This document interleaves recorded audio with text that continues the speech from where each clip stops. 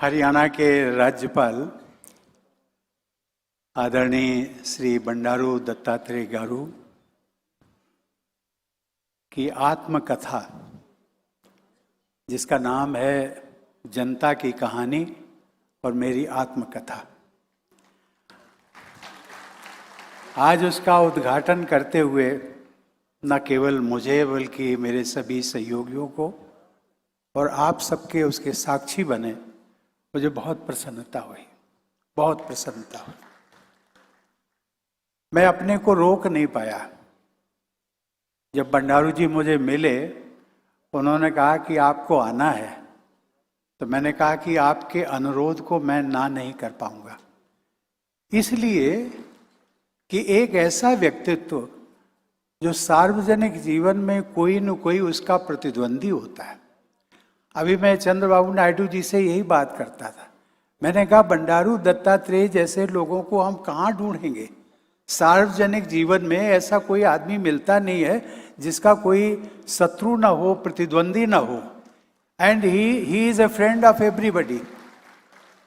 मुझे लगता है उनके जीवन में उनकी जो डिक्शनरी है उसमें शायद शत्रु और प्रतिद्वंदी का कोई नाम ही नहीं है।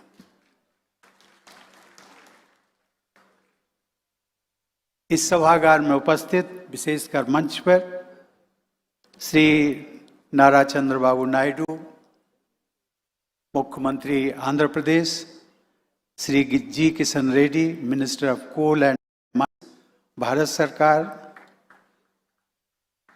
Shri justice Abdul Nazeer, governor of Andhra Pradesh, Shri Hari Babu Kambhampati, governor of Odisha, Shri Indrasena Reddy, governor of Tripura, Shri M Venkaiah Naidu, जिनके अंतर्गत मुझे काम करने का मौका मिला और वो मेरे राष्ट्रपति रहते हुए मेरे सहयोगी रहे। Justice M V Ramana, former chief justice of India, Shri Bhupathi Raju Srinivas Varma, और मंच पर बहुत सारे नाम हैं। इस सभागार में उपस्थित सभी भाइयों और बहनों, जब मैं राष्ट्रपति था और उसके पहले भी मेरे प्रायः जब पार्टी का संगठन का काम भी करता था तो मेरे लिए आंध्र प्रदेश हो या तेलंगाना, जो बाद में विभाजित हुए, लेकिन इन दोनों राज्यों से मेरा कुछ ऐसा लगाव था। कभी कभी मैं कहता था, यद्यपि मैं उत्तर प्रदेश का रहने वाला हूँ, वहाँ मेरा जन्म हुआ, पालन पोषण, शिक्षा हुई, लेकिन मैं कहता था आंध्र प्रदेश और Telangana they are my second home. और इसलिए कहता था न केवल हैदराबाद तक, न केवल करीमनगर तक या इसकी विजयवाड़ा और आपका वाइजैक तक, इन सभी ऐसे जिलों में मुझे लगता है कई जिलों में मुझे रात्रि निवास करने का अवसर भी मिला। मैं अपने को सौभाग्यशाली मानता हूँ। बंडारू जी के बारे में मैं इतना ही कह सकता हूँ कि एक मल्टी डायमेंशनल पर्सनालिटी है। मुझे बताया गया कि वो बचपन से छोटे बच्चों, गरीब, पिछड़े, दलित, अल्पसंख्यक, समाज का कोई भी व्यक्ति हो, उससे जुड़े रहे। उनके उत्थान के लिए उन्होंने सभी काम किए। मलिन बस्तियों में जा जाकर उन्होंने छोटे बच्चों को अपने हाथों से नहलाया, जो कि शायद आज हम कल्पना नहीं कर सकते। नहलाया करते तो एक अच्छा जीवन कैसे जिया जाए इसकी शिक्षा देते थे। मित्रों, मैंने देखा है कि सार्वजनिक जीवन में तमाम कठिनाइयों का सामना करते हुए जो लोग आगे बढ़ते हैं, ऐसे नेताओं में बंडारू दत्तात्रेय जी उनमें से एक है। दत्तात्रेय जी ने अपनी पुस्तक में, आत्मकथा में लिखा है, आपातकाल का भी जिक्र किया है। उसका मैं बहुत विवरण नहीं देना चाहता हूं, लेकिन एक चीज मुझे बहुत अच्छी लगी।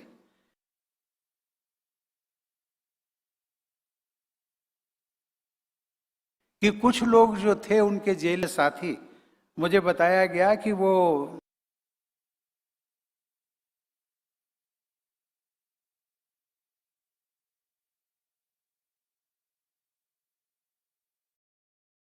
दूर रहें, कैसे रह सकते हैं।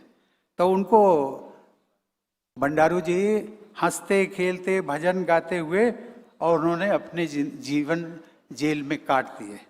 और वो कहते थे अपने साथियों को कि भाई उदास मत हो, क्योंकि सुबह वाली गाड़ी से चले जाएंगे।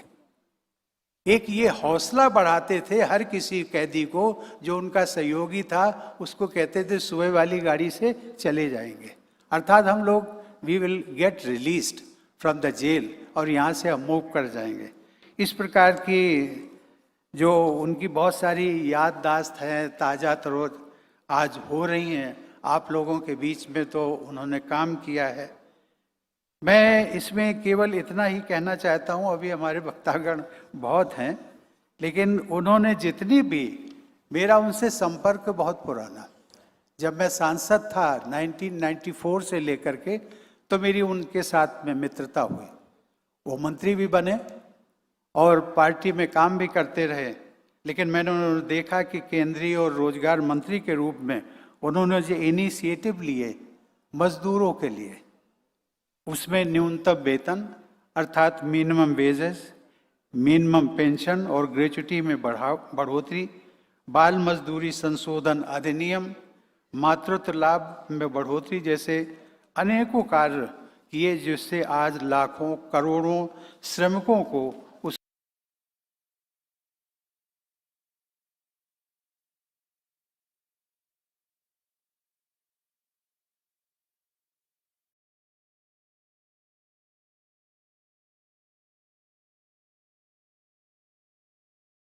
का लाभ हो रहा है।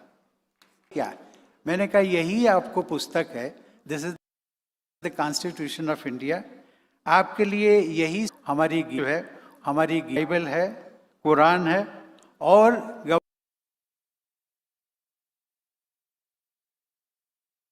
गवर्नर के पद पर रहते हुए आपको इसी आपके जो निर्णय लेंगे राजभवन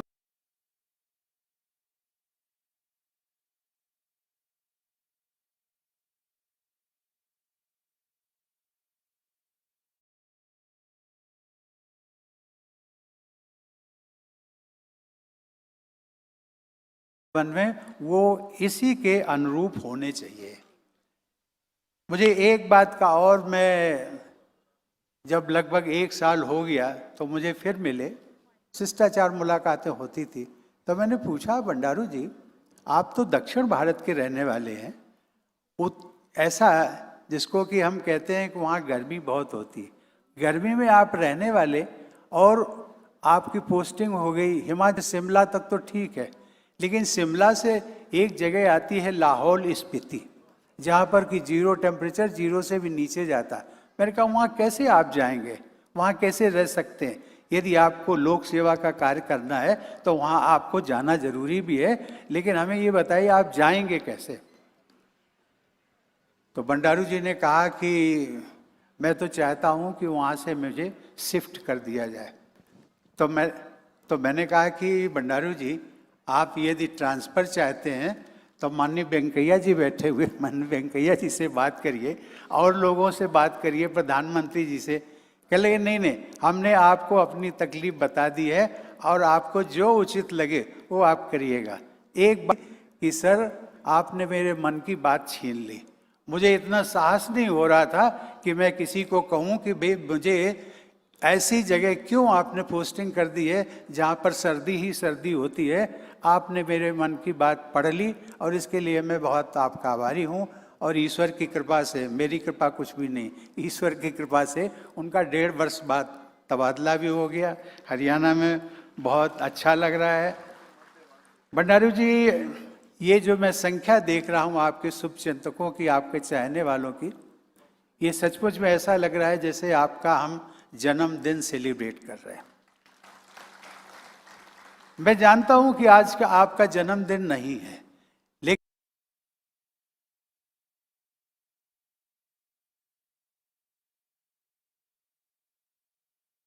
लेकिन जो पुस्तक रिलीज हुई है, ये दिन भी जो है आपका जन्मदिन से कम भी नहीं है।